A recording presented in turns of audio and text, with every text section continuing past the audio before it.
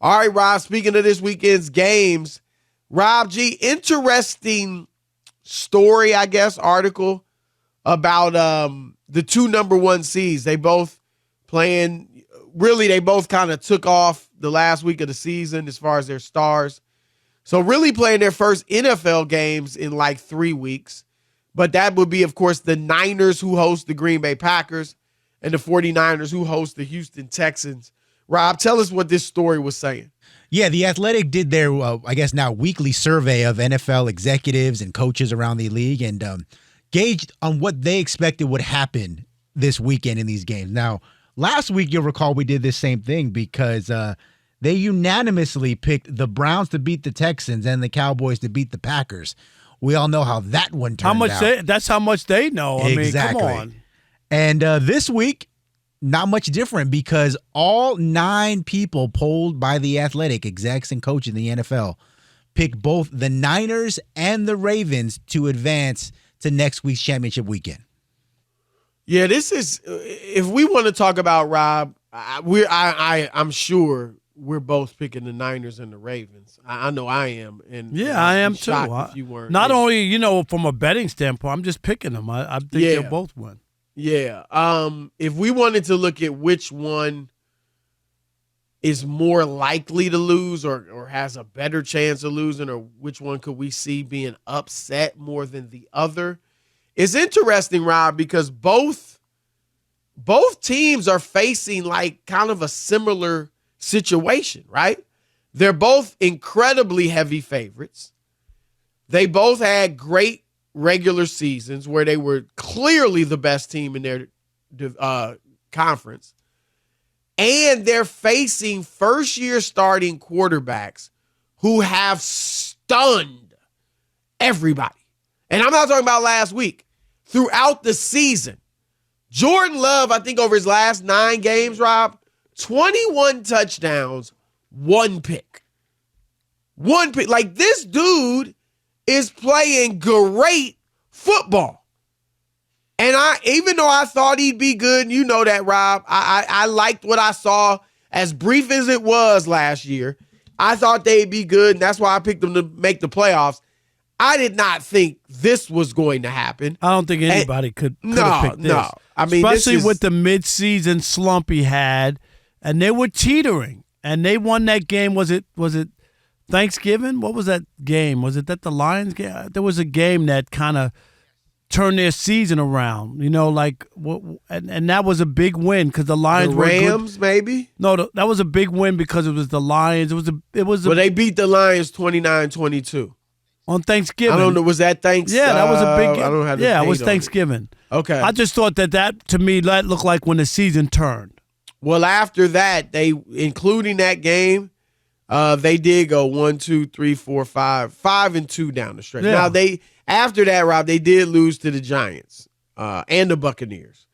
So they still had their growing pains, but they finished off with 3 straight wins over bad teams, to be fair. Which is. But they did beat the Lions, to your point, and the Chiefs the next weekend. Okay, that's the 2 games. That probably where things looked better. And they beat the Rams earlier. Yeah. So they've been up and down as you might expect. But the from a other young thing team. too, it's funny because I looked at the Rams the same way. Like, on the local show here on KMBC that I do after football, Chris, I didn't buy into the Rams because they beat a lot of bad teams down the stretch or whatever, and then they wound up losing to the Lions. And I just wonder, and this is, again, was it Green Bay or was it Dallas? Which one was it? Do you know what I mean? If you go back and look at some of the highlights of that game and how wide open receivers are and just the where the Cowboys were, and that doesn't mean that Green Bay didn't deserve to win, Chris. I'm not poo-pooing it. Right. But they might not be that good. Do you know what I'm saying? Well, they're not. No, they're not that good. That's what I'm saying. I mean, really. San Francisco and Baltimore are probably the only teams that are that good. That's what I mean. Right? That's Where what if I mean. They blast the Cowboys, you're just like, hey, they were coming better. off of that, you might get a different sense of who the Packers really are, and they're not that team. that we just saw. No. They're not. I mean, it was. I don't want to take credit from them. No, I don't because either. It was, I don't either. think, wouldn't you agree? It was a mix of them and the Cowboys. Right, but the Cowboys, they came ready to play. They made some big plays. The interception by Jair Alexander was terrific. Obviously, the pick six. I mean, terrible throw by Dak, but still, the great play by the defender. Matt LaFleur drew up some outstanding plays that just totally befuddled the Cowboys. So I'll give them credit. But yeah, I mean, Dak was not himself. And Rob, the Packers were 31st in the league in interceptions. That's what I'm saying, right? 7.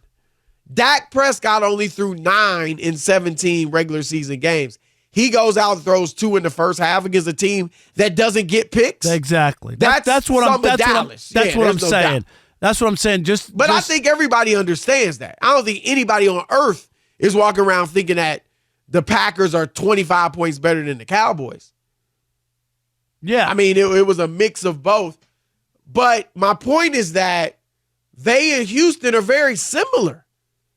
Both kind of coming out of nowhere, both with first-year quarterbacks who have been much better than we expected, and both with blowout wins as underdogs over teams that were highly respected.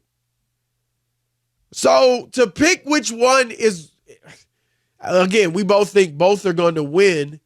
If I had to say which one is on higher alert for the upset, man, that's a tough one. Do you know offhand? Do you have offhand which one you think is? I got to think about this. I'm going to take the 49ers. I just, when I look at the Ravens, Chris, and what they have, and we saw the really bad Brock Purdy with the 4 picks. Right. And that's the only reason why I'm going to pick them. I mean, I'm with you. It's hard because I don't think either one is going to lose. Right, okay? I agree. And I think they're going to win comfortably. But if I had to pick one, because the Ravens aren't just Lamar. They aren't just Lamar. As good as he is, Chris, they got a defense. They get after the quarterback. They get turnovers. Like, there's a lot of stuff to like about the Ravens. And I'm just saying, if I had to pick one, I'm going to go with the really bad, stinky, and a big game that Brock Purdy had. So that's the reason I would pick them. Like you said, I don't think either team's going to lose. And I think I don't think these are cakewalks, but I think they're both going to win comfortably. Right. And comfortably would be 10 points or more, right? Right. Double digits. But I'm going to go with Baltimore. If I have to say which team I might be least surprised that lost, I probably say Baltimore because Lamar hasn't done it in the playoffs. He hasn't been mediocre in the playoffs. He hasn't been good. He's been bad in the playoffs. And so if he did it again, there would at least be, okay, this is what we've seen before. And obviously this year, I mean, he had games where he was pedestrian or he could fumble it at times. He gets fumbleitis. I don't expect any of this to happen. I think he'll actually have a really just good trying game. to right. But yeah, I would probably go with him because Purdy, who, as you said, Rob, no doubt has some bad games. But he's been really good in his little brief playoff career. I mean, his first start, and it was only his 7th start or 6th start of his entire career, he had 300-plus yards and 3 touchdowns, no picks against Seattle. The next game, he didn't play great against Dallas, but he played clean. And he didn't make any mistakes, and they beat the Cowboys. He outplayed Dak Prescott. So he's shown us that, the playoffs doesn't really bother him at all. And I don't think it's going to bother Lamar, but I probably go Baltimore because I think, as you said, Rob, they're more than Lamar. Yes, but offensively, everything goes off him. Yeah. I'm not saying offensively. I'm not trying to even discount him because I'm not. All I'm saying is their defense, Chris, is at a historic pace, like what they've done defensively. It's Right. pretty incredible, and that's Cleveland's kinda, defense was great too. Excuse me, not as good as Baltimore's. But offensively, if Lamar doesn't play Yeah, well, but- like the but- receivers obviously play off Lamar. But you got to remember The too. running game is great, but a lot of it is based off the trickery and just the threat, I should say, of Lamar. And whereas the Niners, McCaffrey can do his thing. Debo or Ayuk or Kittle can catch a short pass and take it to the house, regularly. They do things like that.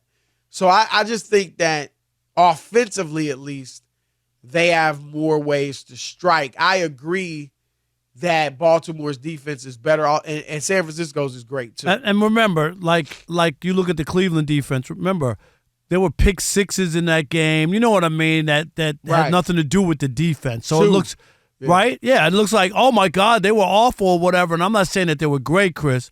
But when you get 2 pick sixes, I mean, there's 14 points of that blowout. Right.